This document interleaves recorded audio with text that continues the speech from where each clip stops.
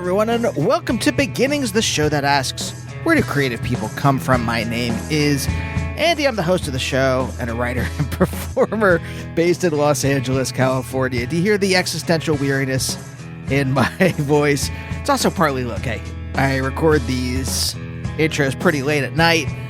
Naomi is sleeping or trying to sleep in the next room. I don't want to be too exuberant, but also, you know, things are difficult. I hope you are all staying safe out there, wherever you are living. If you are in a position to dissent, I hope you are. I encourage you to dissent in whatever way you are comfortable with, both morally and, I suppose, bodily. Is that too vague?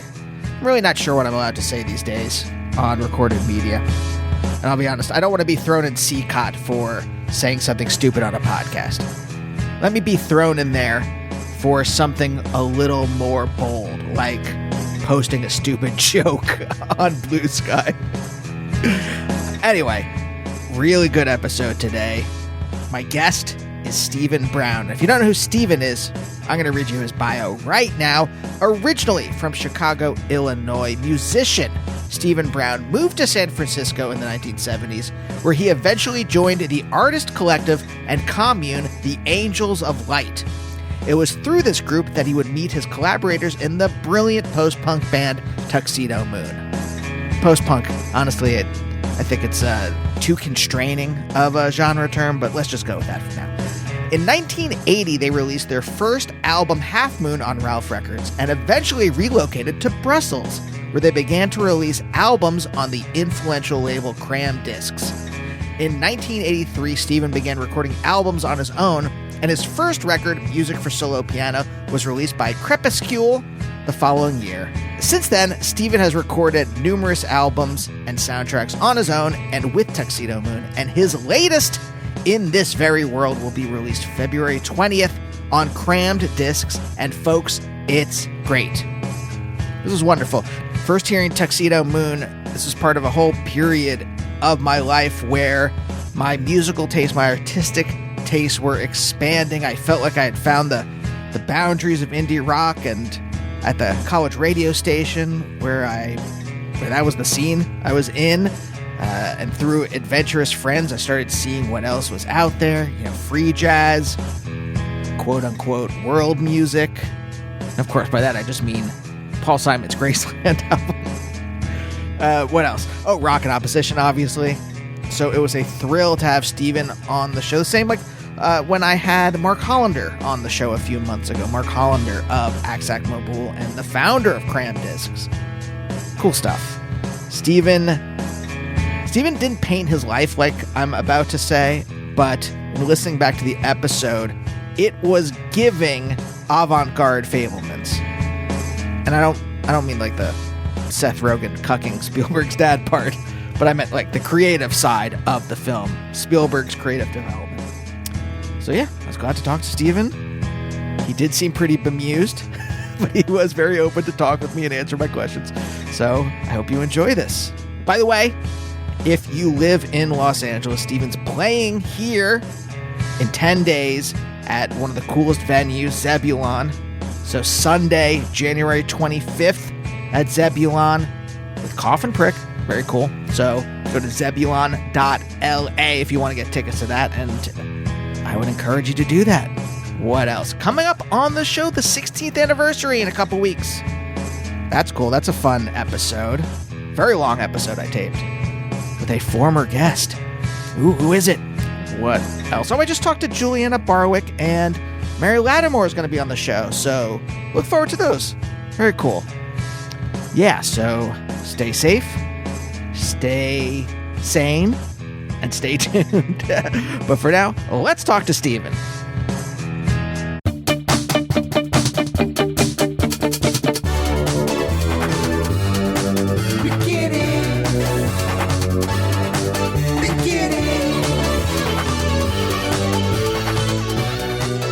Go back to the beginning where I'm just starting out in New York doing comedy and hear me fumble through. Okay. Are you cool? Okay, hold on. You sound skeptical, as if you would not prefer to have 16 years of your own development weekly. Like, you can hear weekly as I change through 16 years. Okay. All right. That's okay. It's sort of like 16 years of making albums, in a Yeah, way, right? right. Right. Like, what if your life was divided to weekly installments for public consumption? God forbid. Do you think, I mean, there is something about the new age that we're all in which I do think, like, this kind of global panopticon that we're in does stymie people's development, because now everything is there for people to see, as you're doing this daily in some way. A lot of people are, at least I am in some way. Right. Interesting. Well, or perhaps this panopticon, as you call it, is part of the development of these humans. It just becomes part of your development, right? Like going to school or reading a book or writing a poem. It's just one more element. But I think it's more than just one element. Obviously, again, it's a tyranny, digital tyranny. I mean, so many, every city you go now in the world, people are looking at their hands. They're not looking at each other and looking at the sky or looking at the buildings. So yeah, it's kind of strange. I mean, it's the final form of the neoliberal project that started in the 70s, which I think you were formed by that. You were a full adult. You were doing your thing by the time that the transformation into Hell World started. Yes, for sure. The Zapatistas refer to that as World War III. World War IV, because World War III was the Cold War and World War IV was the neoliberalism takeover of the planet. And so we're headed for World War V now. Most people think it's World War III. No, World War V is coming. That I like that as a succinct way of kind of trying to, I spend a lot of time trying to figure out, like, how do I actually characterize this age that we're in, where, we're commodified to the very quark and molecule of our bodies. But World War IV, great, easy way to put it. Yep. Thank the Zapatistas for that one. Yeah. I mean, let's see, this is interesting. I'm very interested in this period of your life, but I want to kind of like wend our way to it, because you're born in Chicago in the 50s, in the early 50s. And I'm curious about, like, what was your childhood like then, growing up in Chicago? Well, it was the suburbs of Chicago. Looking back now, I realize how lucky I was. I mean, I had great parents and brothers and sisters and a nice house and food and a good education, schools and whatnot. I could walk to school every day, something that most kids don't do anymore, I guess. But, nothing really exceptional about my childhood, really. I just kind of invented myself over the years, I started doing things. What can I say? Well, I mean, that's what I'm curious about. I do talk to a lot of guests. I come from Pennsylvania, from a pretty, like, middle-class suburban background.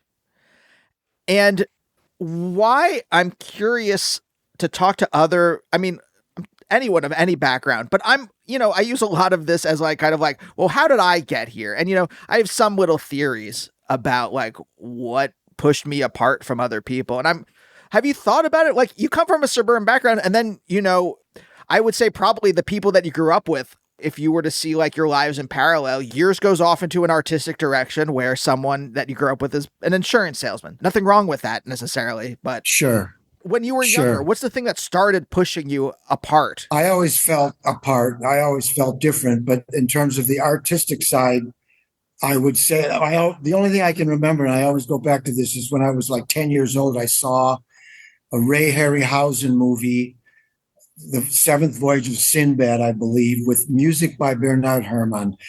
The combination of these two geniuses just did it for me. And I knew that's what I wanted to do with my life, both things, the film aspect and the music. Um, and that's what I ended up doing. A few years later, I started making Super 8 movies. My father was the cameraman. I was probably 14 years old. I was the star. I would get my little friends together. We'd write scripts and make movies. Most of them were inspired by Hollywood movies. We made a takeoff on How I Won the War by Richard Lester with John Lennon, that anti-war film. I made a bank robber movie. I made Frankenstein, which won an award, a teenage film award, a version of Frankenstein. And then, until like high school.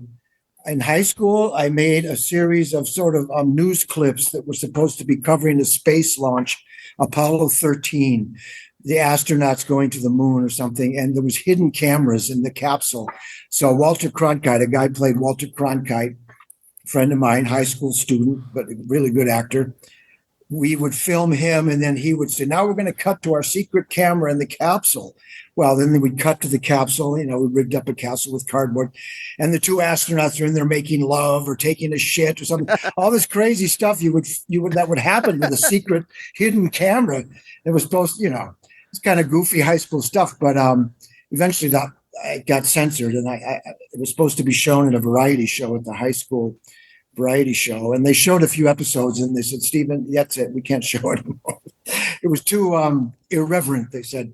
But like that. And so I wanted to do film, and I ended up doing music.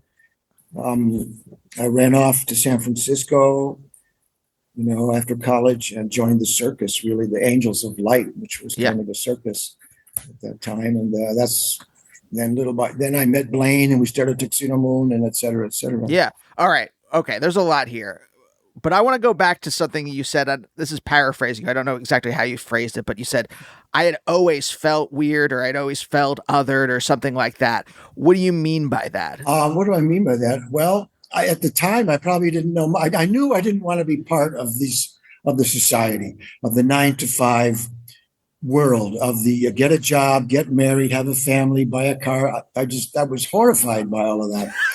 Uh-huh. But, again, at the time, I just knew I was different. I didn't know why. In retrospect, it's kind of obvious. Okay, it's my lifestyle, my philosophy on life, my sexual preference, everything I think about is pretty much not really mainstream. And so I think that's why I was always attracted to minority movements. Like, I remember in the 60s, I was still a teenager. A group of indigenous Americans took over a national laboratory outside of Chicago, a nuclear lab, I think, because they claimed it was their land and they wanted, to be returned to them. And I went there with I don't know how I got in. I went with a Super 8 camera and interviewed the leaders with sound Super 8, made a little documentary. And then I was at Fred Hampton's funeral in Chicago, where Jesse Jackson spoke in 1969 or whatever. And so I joined the White Panthers in the university.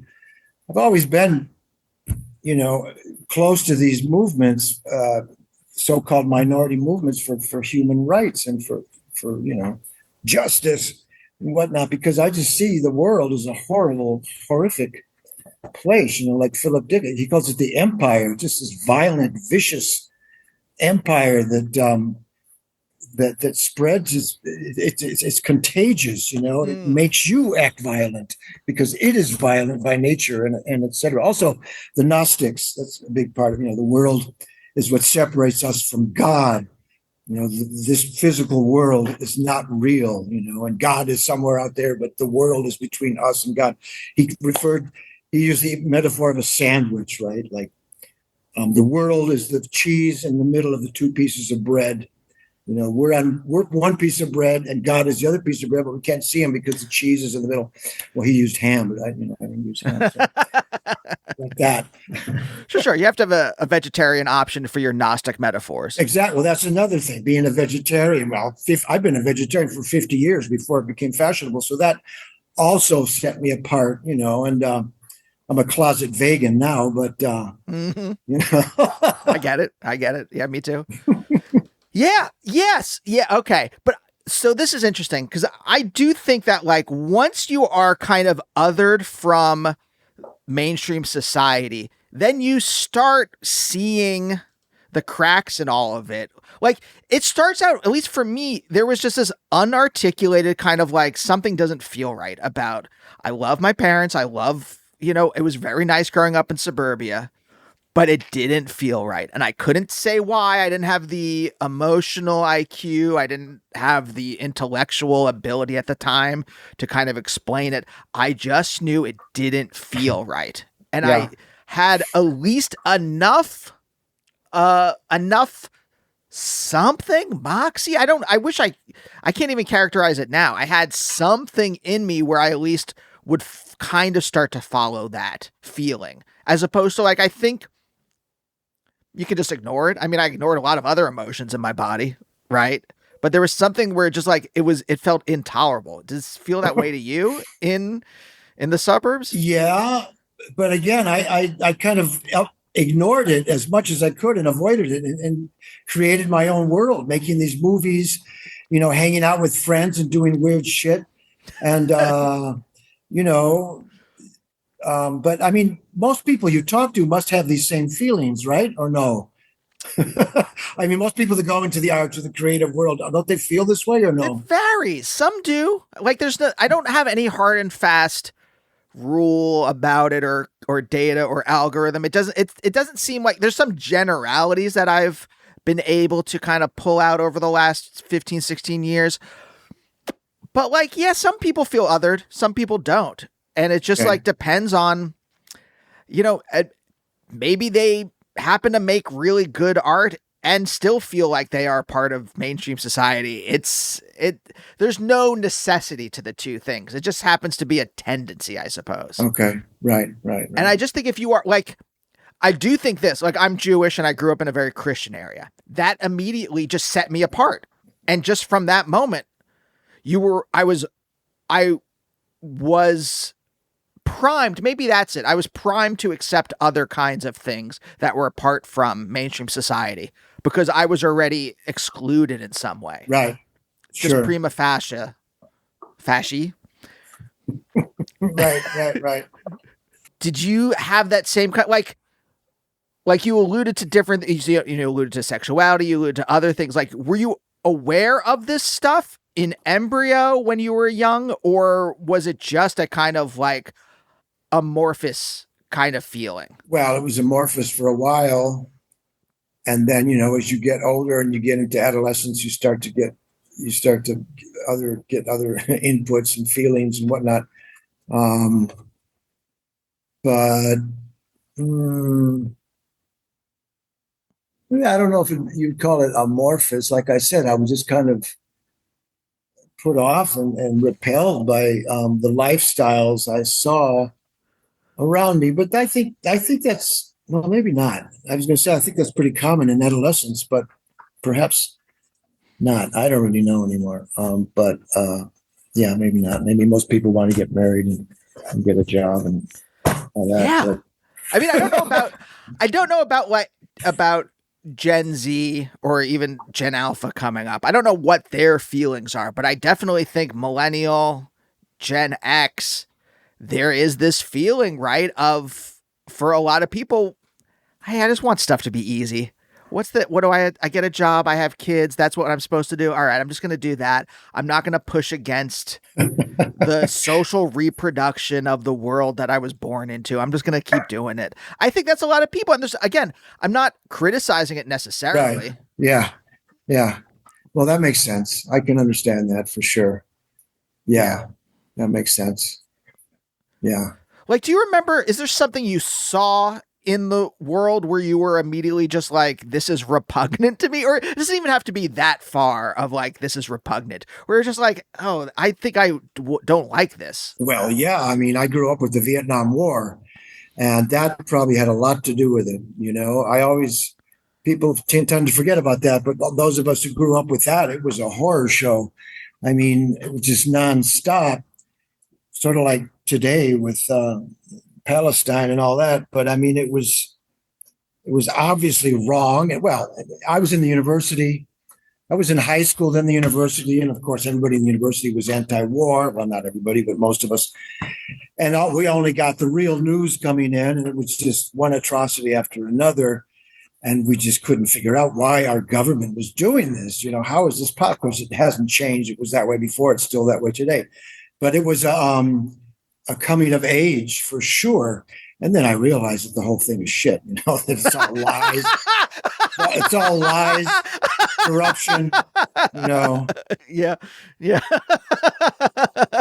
So we can thank the Vietnam War for that. Yeah. So that was like maybe the encapsulation of everything you had been feeling up to that point, made concrete into just this disgusting slaughter. Yeah. Exactly. It was kind of, see, you were right. You were right about those feelings, amorphous feelings. You didn't know what they were. Well, now you know. That's your enemy. You're not part of this. You don't want to be part of this. Right? Yeah. I mean, the funny thing is, I bump into people now on Facebook, whatever, that I went to demonstrations, anti-war demonstrations with, and now they're Trump supporters. They're radical Trump supporters, people who went to jail with me, protested against the war. It's like, whoa. Yeah. That's the other thing, which is like, okay, you had this same childhood that plenty of other people had, right? What is the thing that made you continue to pursue this artistic path, whereas other people did? You're right. You look at this now and you're like, hey, these people that had the same politics as me are now fascists. What the fuck happened? Right? Like, what do you think it was about you, or what were the redundancies in your life that reinforced you following an artistic path, as opposed to, you could have you could have become like a insurance adjuster, an actuary, and a Trump supporter or something like that. Well, I doubt it, but sure, I know, but like, you know what I mean? There's like there is a like, what are the things that like reinforced in your life an artistic path? Well, my parents, I suppose, my father, especially, he was very theatrical and very liberal, and pretty open-minded about most things, and that had a lot to do with it, I'm sure. But then, once you realize that you are different, you gravitate towards other people that are like you, and then it's just kind of self-reinforcing, and when you realize that there's a lot of people like you, then it even reinforces more, and you start to become involved in movements and whatever, and it just kind of snowballs. Ideally. Yeah, ideally. But yeah, and then moving to San Francisco, of course. San Francisco in 1973 was like another planet. It was still the afterglow of the 60s. I lived in a commune with the Angels of Light, extreme. We were the word didn't exist then, but we were vegans. That word didn't exist, but everybody in San Francisco was a vegan, or homo or queer or whatever. It was just normal. And plus, the Angels believed in free, the philosophy of free. We put on these enormous shows with music and dance and painted sets and choreographies for free. We could never charge money for these things. So when I joined Tuxedomoon, I had to leave the Angels. Why? Because Tuxedomoon played in venues that charged admission, and that was taboo. They were super idealistic people. I was so lucky to be part of this group in so many ways. There were people there from the Living Theater,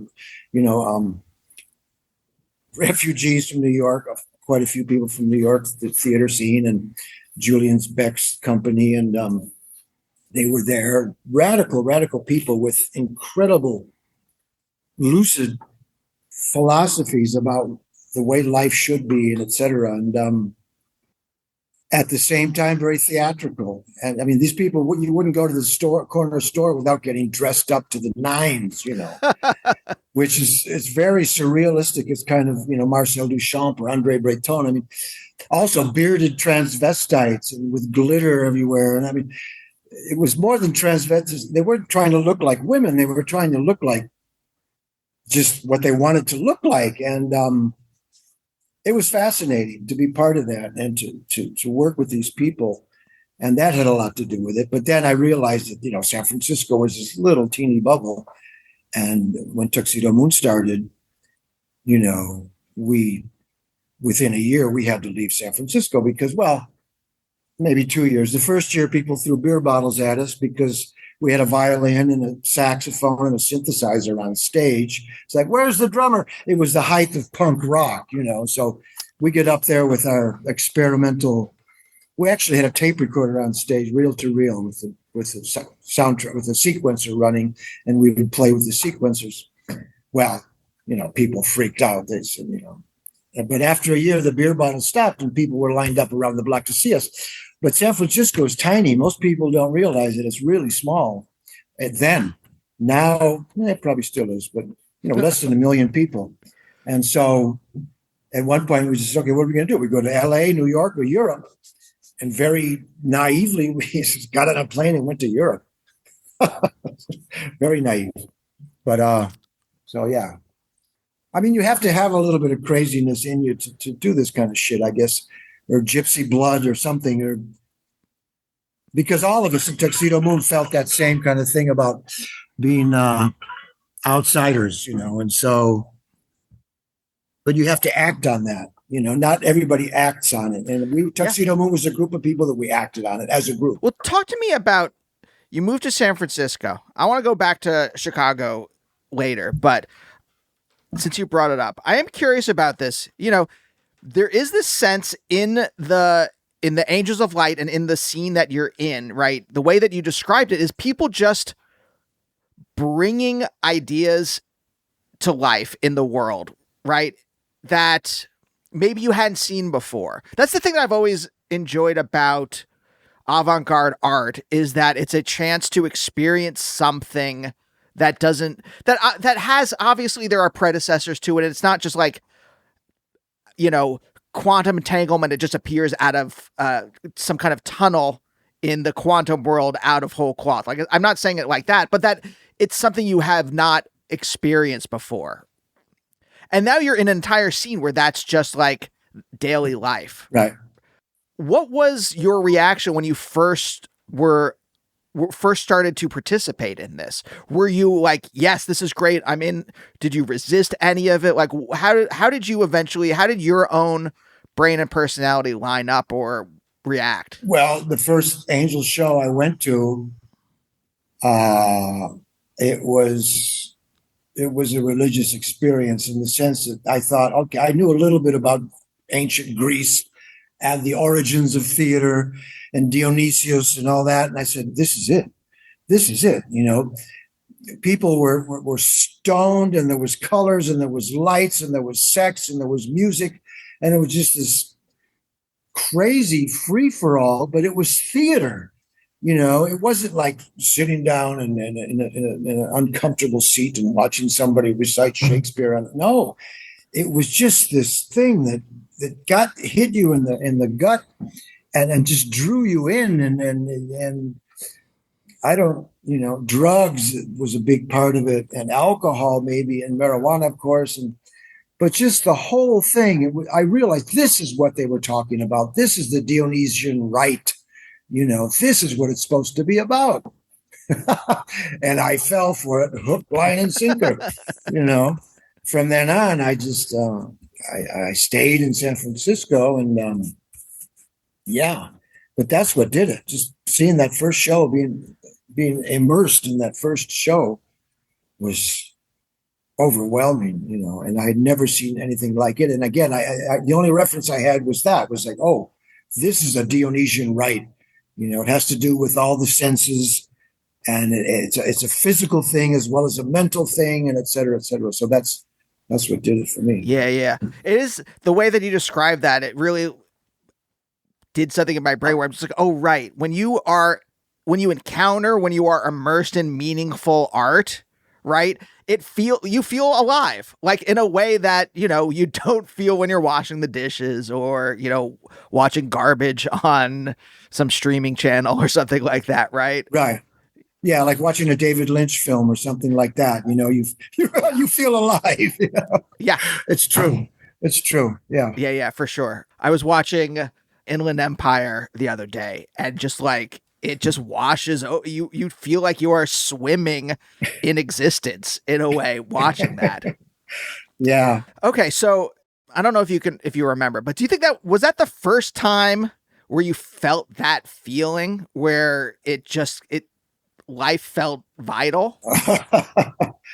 Well, I don't know if it was the first time, but mm, hmm, maybe, maybe because again, it was couched in the whole San Francisco scene, which I don't know if you were around then, but it was pretty No. special. The energy and the ambience and everything about it. So after the show, I mean, just being in San Francisco in those times was kind of magical. There was just the air was charged still with that 60s crazy energy in many ways.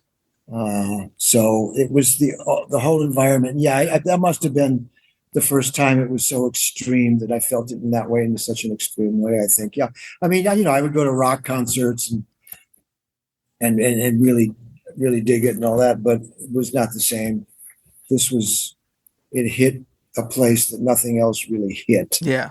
Yeah. Was there a plan at this time, or were you just kind of existing in the context? Do you know what I mean? Like, did you have all right, I'm going to do this, and then I'm going to make a film, and then we're going to do this, and then I'm going to do you know what I mean? Yeah, no, I had finished, I had gone to university like 3 years. I got bored. I didn't really know what to do with this. And so I was kind of just roaming and floating around.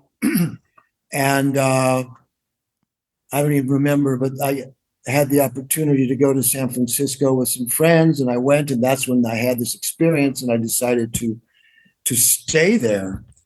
Or maybe I went back. I was in Illinois, back to Illinois, and then packed my bag and returned. But yeah, I was kind of looking for something, looking for meaning in life, And I still wanted to be involved in the arts. I wanted to be involved in theater and whatnot.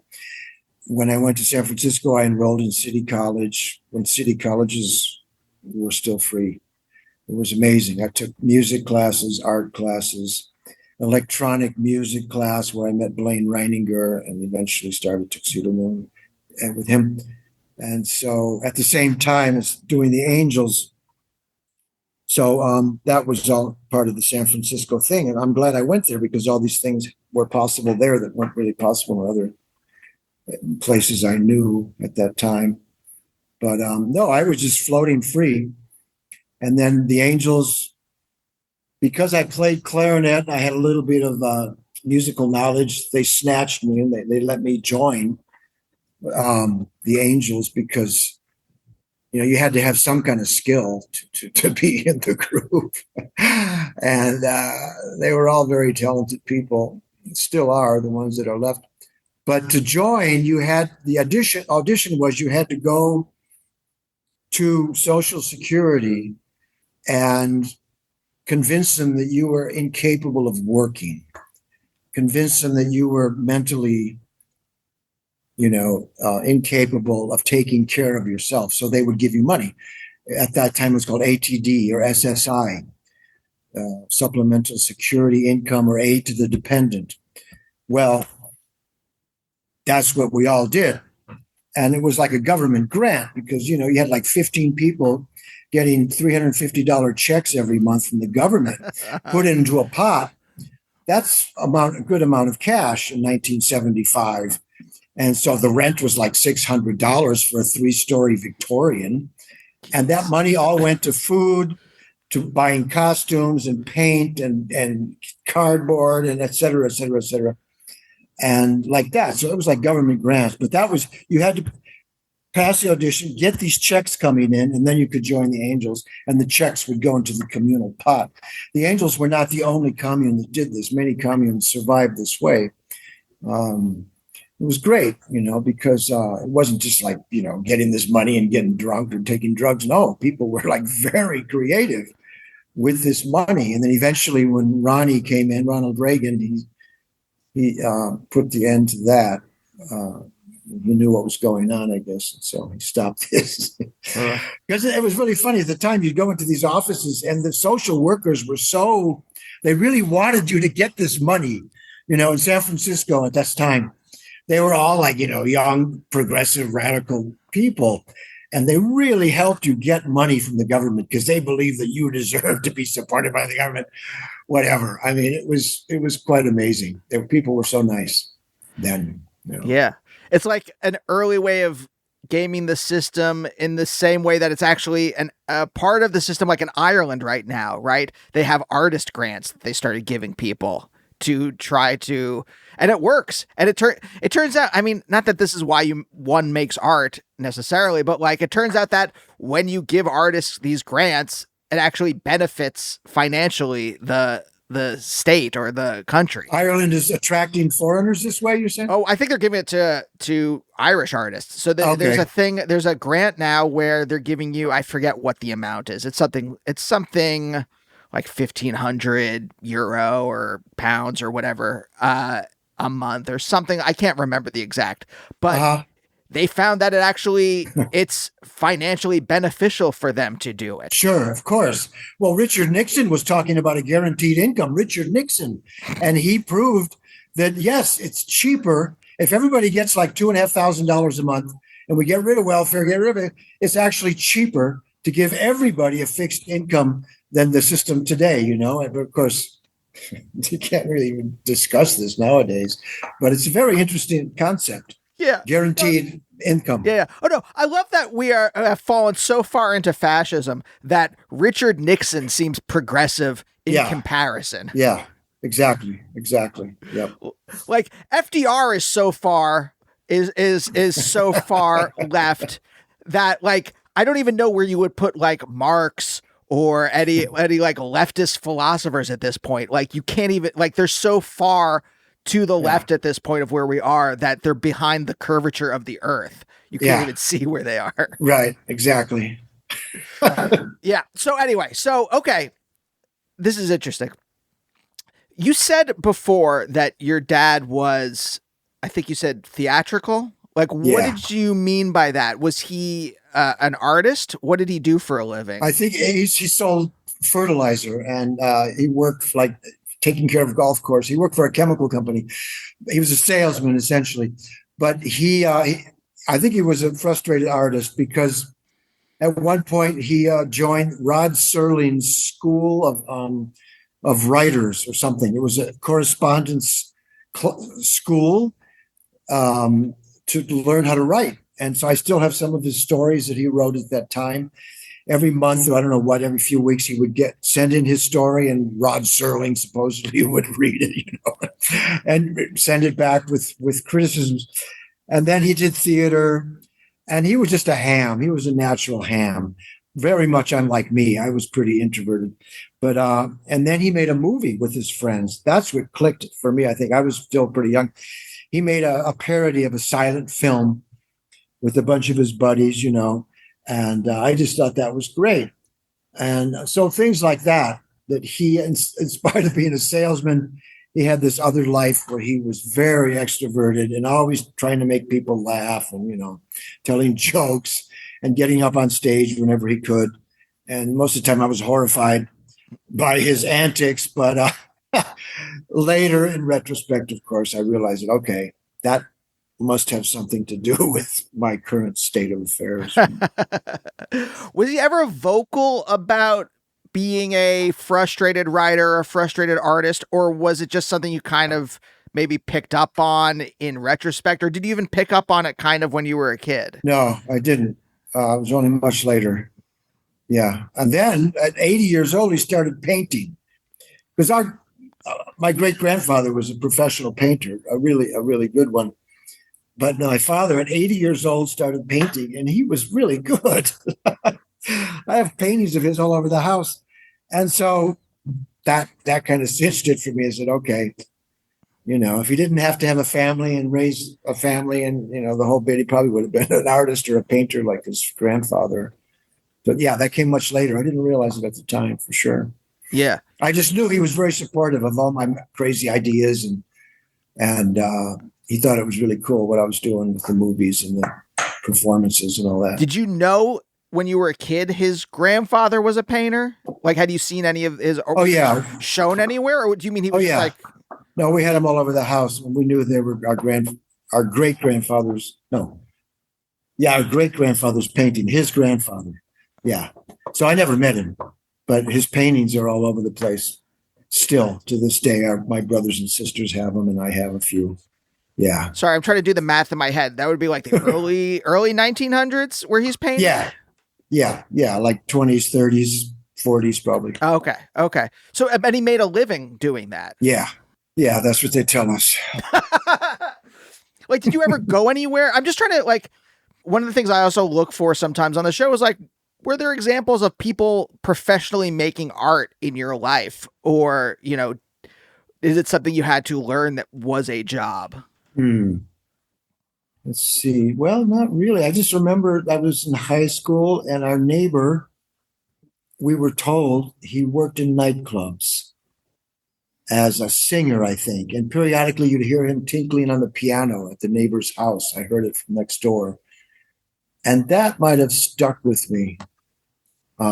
Just, in the periphery of my consciousness. Oh, this guy, okay, because his sister and his brother-in-law, they all have straight jobs, whatever, raising a family, but he is alone and he's working in a nightclub. Interesting.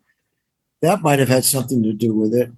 But otherwise, it was just reading Life magazine and seeing, reports on Stanley Kubrick or whatever, filmmakers and other artists and painters, Andy Warhol, and say, oh, okay, so yeah, people are doing this. Maybe I can do it too. Do you think your existential dreams changed through the Angels of Light?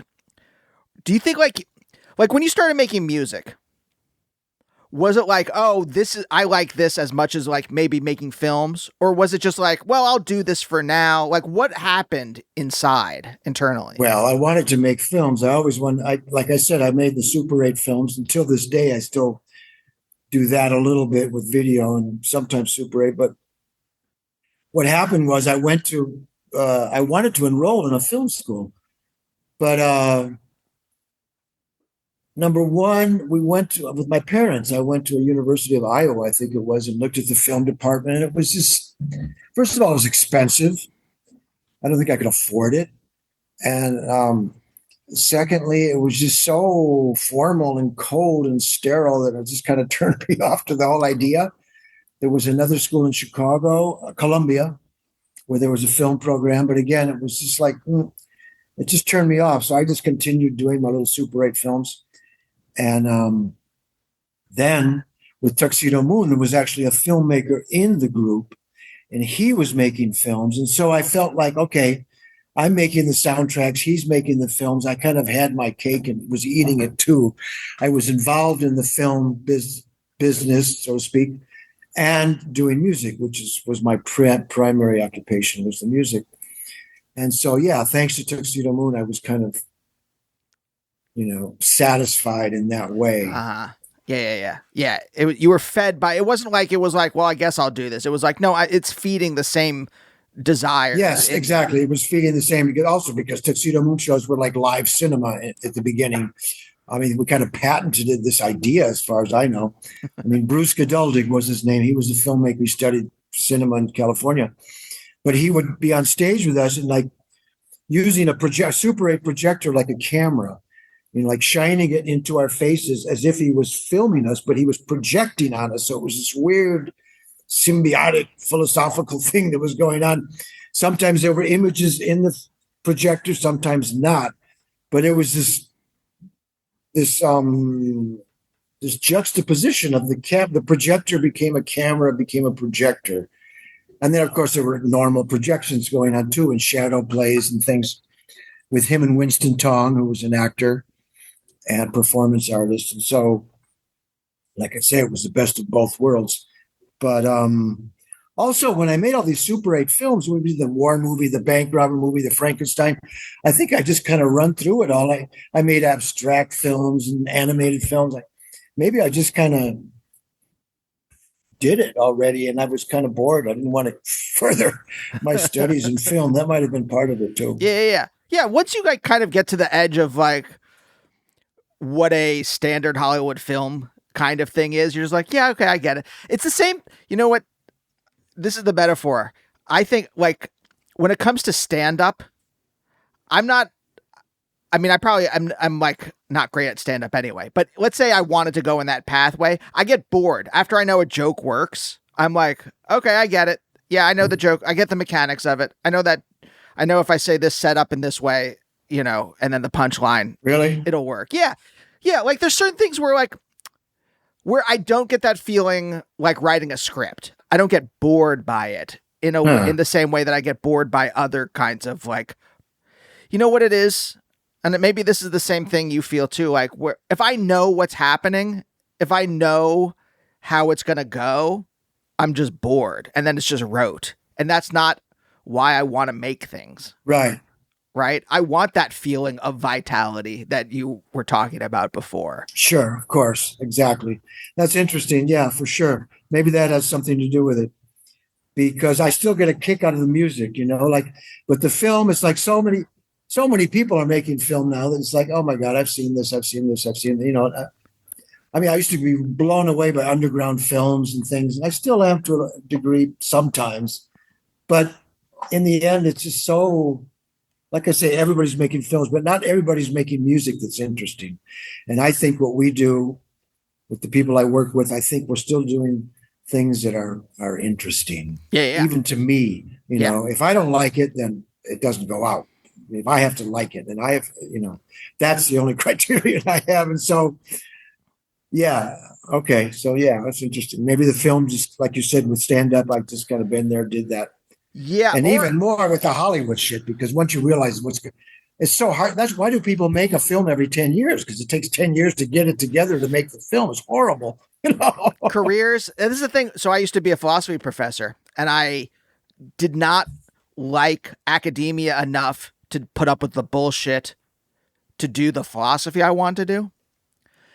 And I realized that not I realized, but I was taught this by my mentor and by a lot of other stuff I was reading. But, why are they doing this? Well, they're invested in it. It pays their mortgages. It pays for sabbaticals. Maybe they have a summer home or something like that. Okay, sure. Right. There's prestige. They get printed in journals and they get awards, and that feels good. Yeah. Right? Well, you could have done that. I know. And it felt bad. It felt really bad to do it. Right.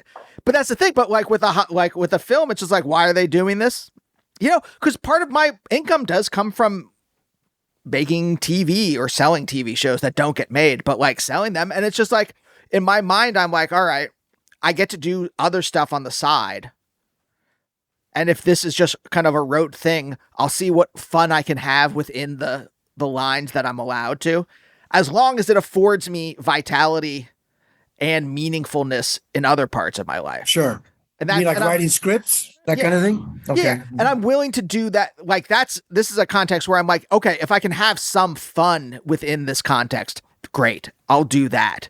If I can do something meaningful, if I can figure out some way to do something meaningful, even better. But, the chances for the horizon for that is very, very quickly shrinking. Right. But never that big to begin with. Well, sure, for sure. But will it allow me meaningfulness will it give me the space to have meaningfulness in other parts of my life? And as long as that happens, then it's okay. Well, you're a lucky man. You're a lucky man, Andy. I don't have that. I haven't got that part together yet. I don't think I ever will at this point. Well, but you are, because the thing you are doing is meaningful within itself. I think to a lot of people.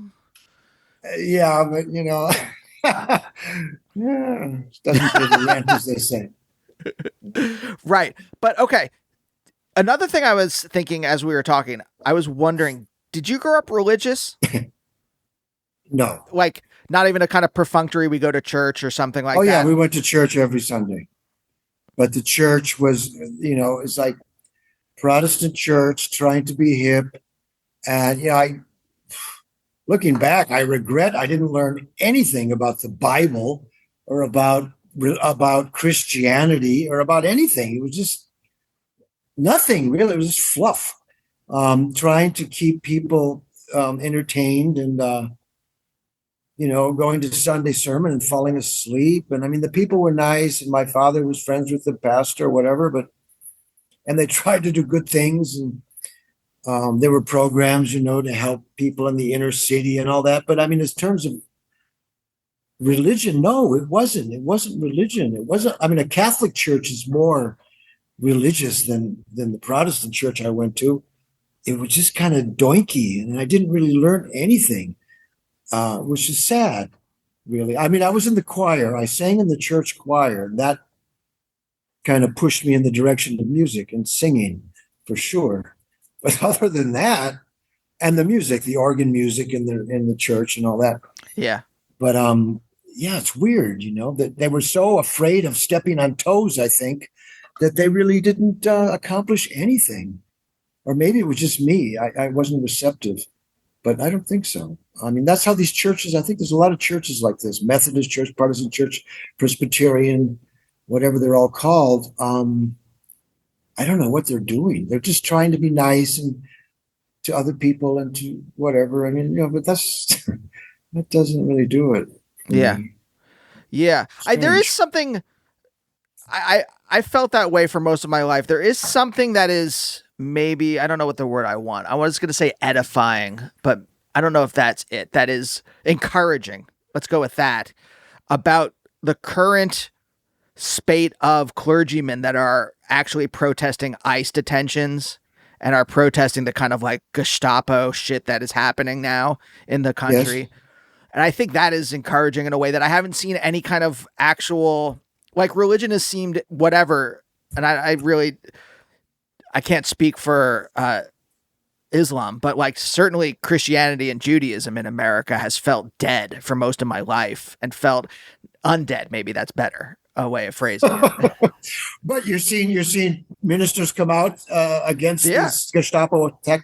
In Chicago, for sure. They're getting arrested. They're actually there are priests that are getting arrested and putting their bodies on the line in a way that like I haven't seen in my entire life, which I maybe harkens back. Some of the stuff that's going on now, right? Whether it's Gaza or whether it's the Nazi shit that's happening here in America, I have to assume is somewhat rhymes with the kind of atmosphere that was going on during the Vietnam War or during the kind of like, yeah, sure. The Berrigan brothers, they were famous ministers who went to jail protesting the war. But are these ministers in Chicago, are they Catholics or Protestants? Or does it matter? Catholic. Yeah. Okay. That's interesting. Yeah. Yeah. Well, that's good. That's good news. There should be hundreds of them out there doing that for sure. Yeah. Yeah. But I think Protestantism has really morphed into the kind of like evil evangelical megachurch stuff that is behind most of the evil things, or that is confluent with all the evil things that are happening at the moment. Well, either that or they're just like, they're mute, they're just kind of ineffective and ineffective and mute and soft and blah. Yeah. For sure. Because again, the Zapatistas there were bishops in Chiapas supporting the movement in a big way, and Catholic bishops, and so the theology of liberation, which was a big thing in the 70s in Latin America, where many Catholic priests were supporting farmers' movements and people movements for equality and whatnot in a radical way. Of course, many of them were killed. But that's you don't see that much now, but it's good to hear what you just said about Chicago. Do you think you wanted a spiritual experience when you're growing up? whether from church or not from church, or were you firmly, like I was firmly based in the corporeal world. Like I've never had like a feeling that I needed something spiritual or something like that. I've always wanted something meaningful, but like a connection to something larger. Do you think you wanted that when you were younger and just weren't getting it from church? I assumed that everybody wanted something like that at some point. But again, when you start going to church, you're so young, you don't really know about these things. But I think later maybe I realized that this is not what I'm looking for here. If I want something spiritual, it's not going to be here. I think I did realize that at some point, but it wasn't really a major preoccupation for me. No,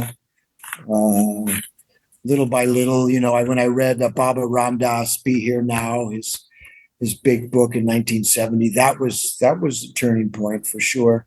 That was a spiritual awakening of sorts, and then LSD helped, and this wakes up the spiritual aspect for sure.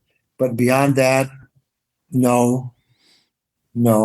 I have my own belief system and my own way of dealing with the cosmos, which I usually is sufficient. But I don't look for it anymore out there in any religion or any church or anything like that. Yeah. Do you think that feeling or desire was satisfied in the act of making art? I mean, that's a simple, pat, kind of like linear way of putting it, but like, no, I think the making art is another level. Yeah. Is another department. It's very satisfying. It can be satisfying, but it's another level for sure. It's another level. Did your parents support your political beliefs when you're growing up, or was there tension there between what they believed and what you were coming to believe? Well, they, my parents voted Democratic always, and we lived in a Republican town. And so I think they were reticently supportive of me being against the war. They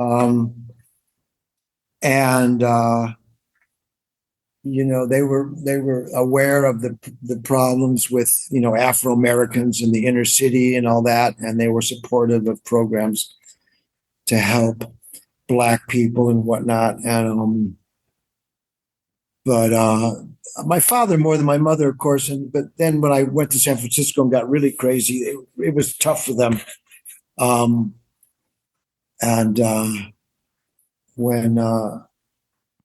But generally they were pretty progressive, especially my father. Like I said, they voted Democratic until Ronald Reagan. Then they loved Ronald Reagan. They voted for him. Yes. Yeah, I know. But a lot of people fell for him, right? He was a good one. He was a good actor. But in certain contexts, he was a good actor. Yeah, in Washington, he was a good, not in the movies.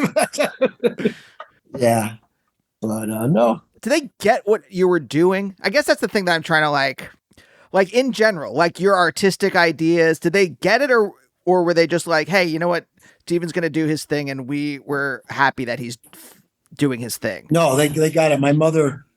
I didn't have a driver's license, so in the bank robber movie, we needed somebody to drive a car. My mother drove the car. I think she put a wig on so she looked like a man, and so she drove the getaway car, and I filmed it.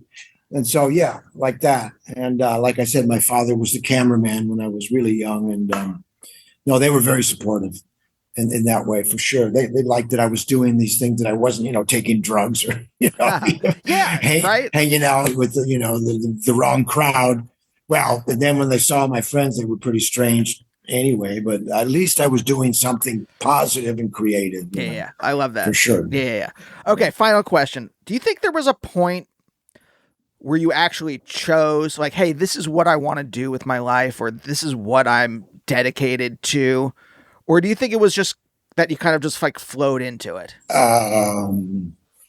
Again, I go back to that being 10 years old and seeing that movie, or 12 years old, and deciding then that that's what I wanted to do. And here I am doing music that sometimes sounds like Bernard Herrmann. Working with crazy actors and actresses and musicians and artists. And I haven't really stopped in the last 50 years. So I think that did it, thanks to Hollywood and that cinema in the Hinsdale, Illinois. That's when I think back, like, and these questions, that's the only thing I can come up with is that's when it started. And it just grew slowly from that moment, that I knew I didn't want to be part of that world, but this world of the arts provided an alternative. Of course, I could have gone into politics. I could have gone into the guerrilla movement, or I could have, joined the Weathermen, or maybe I should have. Sometimes I think that these people, they're much more serious and much more important than making another record or whatever, or making another video. So I flip-flop, but I mean, I think that I always knew. Yeah, I think from that point on, I knew. And then with the San Francisco story, then it was really carved in stone, I guess. I love that, Stephen. Thank you so much for joining me today. Thank you. And we'll see you next time. Bye. Bye, oh, bye, oh, bye, oh, bye, oh, bye, oh, bye, oh, bye.